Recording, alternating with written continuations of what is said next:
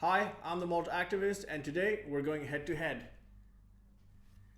In the red corner, we have the MACALLAN 12 Sherry Oak. And in the blue corner, the GLENDRONACH 12.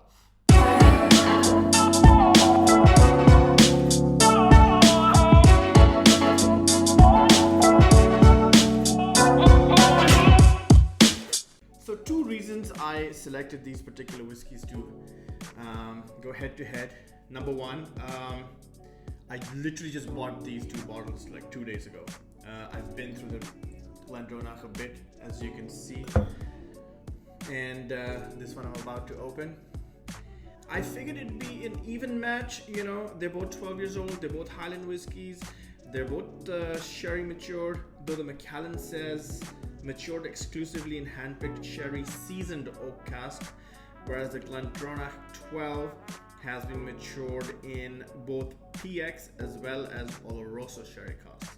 So obviously I'm not going to see how the flavors differ from each other, but I just want to see two whiskeys from the same region, same age, a similar sort of maturation. How does one fare against the other?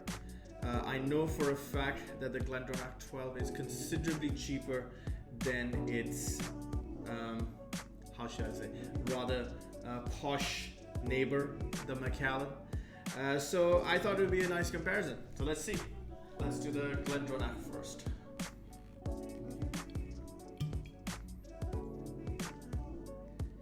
Now the GLENDRONACH is served at 43%, whereas the MACALLAN is served at 40%. So you get the extra 3% right off the bat. See, like with most sherry matured whiskeys, it's always good to let them breathe a little bit. I find that the initial sort of maltiness and the little that damp note sort of goes away, and the spirit settles down into more of a crisp and more authentic sherry spirit, in my opinion. This is a decent nose, slightly unremarkable, as you would expect a decent sherry matured whiskey to be. You know, the leather, the nuts, the walnuts, chocolate, the spices, cinnamon, nutmeg.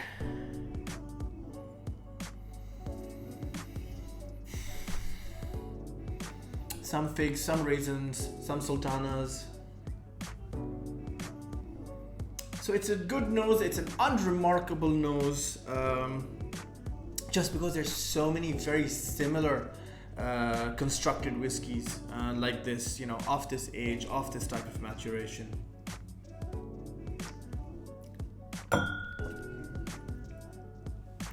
Yes, good clean classic flavors.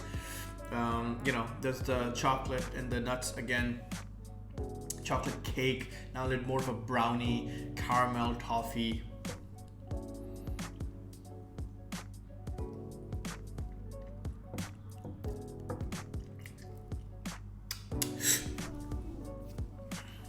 Little bit of a minty note in the finish. It's quite oily, sort of medium delivery on the palate, if you like. So overall, decent dram. Like I said, nothing too remarkable. Middle of the road, and I think it's sort of priced decently as well. And I'd buy this to keep it on the shelf and serve it to my guests quite happily.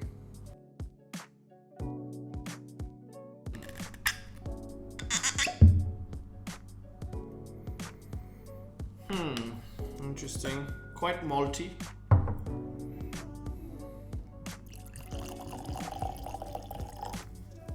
Let's do a color comparison first. So in my right hand, I have the GLENDRONACH. It's not dark, more of a light bronze, dirty gold, if you like. As you'd expect, decent color.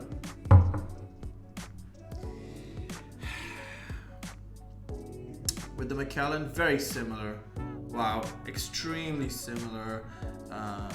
Visually, I don't think you can tell any one of them apart.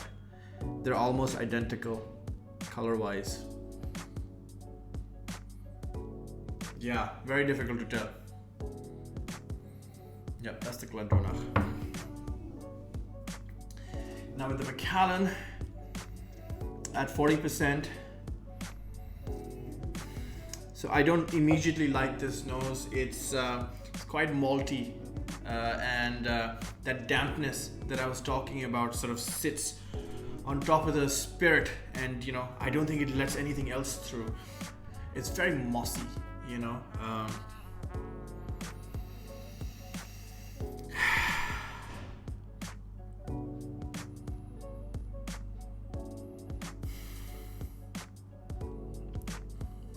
Yeah, I'm having trouble getting past that sort of maltiness, you know, like boiling milk. There is a sweetness. I can get undertones of toffee and caramel and butterscotch.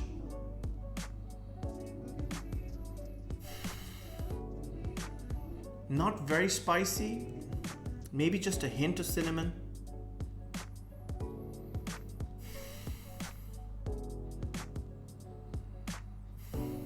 Again, like the GLENDRONACH, quite unremarkable. You know, we smelled these notes so many times, you know, in so many whiskeys. So nothing really stands out on the nose for these two drams.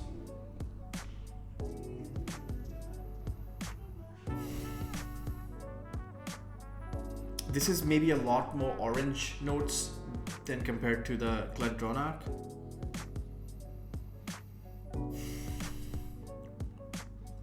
I'd rate the GLENDRONACH nose slightly better, but just only slightly. Yeah, this is also not bad, but maybe not as good as the GLENDRONACH, in my opinion.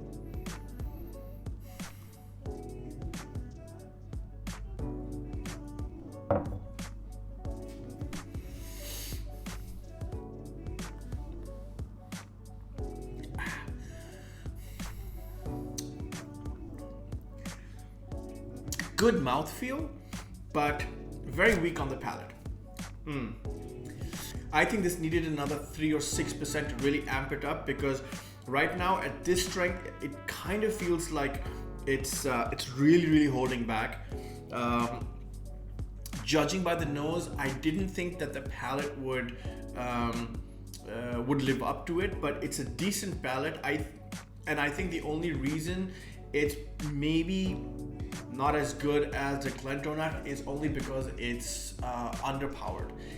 If this was at 43-46% and had a bit of a bite, and you know, it allowed the alcohol to just, you know, transport all the flavors onto your palate, I think this would have been a better dram. But you know,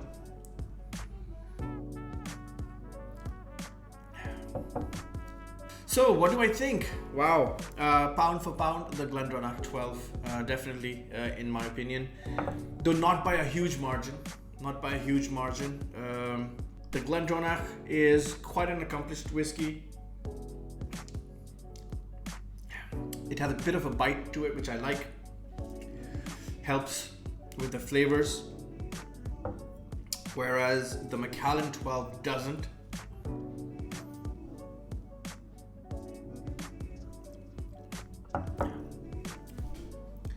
Yeah, feels weak in comparison. So the way I see it is that the MACALLAN 12 has been crafted very specifically for travel retail, right? And you'd expect travel retail whiskeys to be slightly underpowered, just so that they're more palatable, they're less spicy, they're less complex. It allows people to, you know, pour large drams and, you know, drop a few cubes of ice in it and sit and chill, and which I'm fine with. I don't think there's anything wrong with that. But as a whiskey drinker, you know, someone who's as particular as I am, the GLENDRONACH 12 is definitely better bang for your buck. It's a higher ABV. It's cheaper. It has better flavors in my opinion. So I think, you know, it kind of edges out the Macallan on all of those, you know, different checkpoints, but just, you know, by a very, very small margin. And this is not to say that the Macallan 12 is a bad whiskey. I don't think it is. Yeah, see, like I said, the nose is settled down. You know, the maltiness that I don't really like in sherry whiskeys, that's gone. It's become more crisp.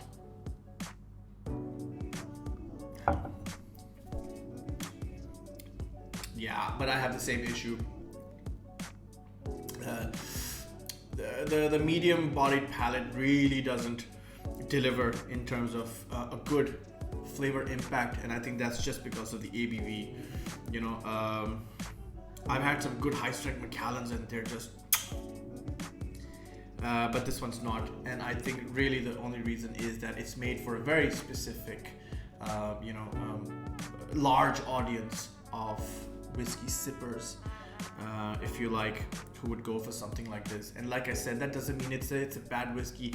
It's one that, when compared to its cousin, that's just, you know, 3% more ABV and cheaper and, you know, slightly better flavors, then yeah, it doesn't fare too well. So, ta-da! The GLENDRONACH 12 comes out on top against the Macallan 12. Am I surprised? Nope.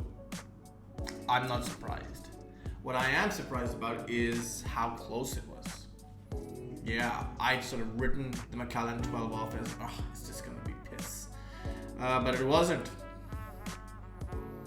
It's not the best whiskey in the world, but you know what I mean.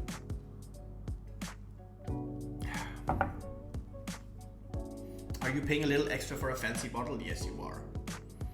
And there's this term, right, that whiskey sippers will use, which I absolutely hate, to describe a whiskey, and that term is smooth. It's so smooth.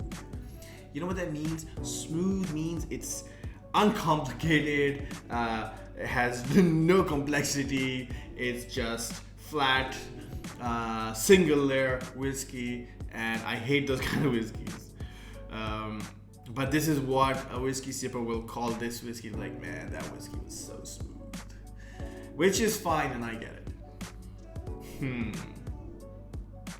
I'm gonna stop before this turns into a rant about travel retail and watering down whiskeys to please the palates of travelers who don't know their ass from their elbow when it comes to whiskeys. So I'm gonna stop right here. And I'm going to say thank you for joining me for this cool head-to-head. I really enjoyed doing this. It meant I could drink not one but two whiskeys. I'm the Malt Activist. Please like, share, and subscribe to this video, because when you do, we get subs, and everyone knows that we love subs. Peace!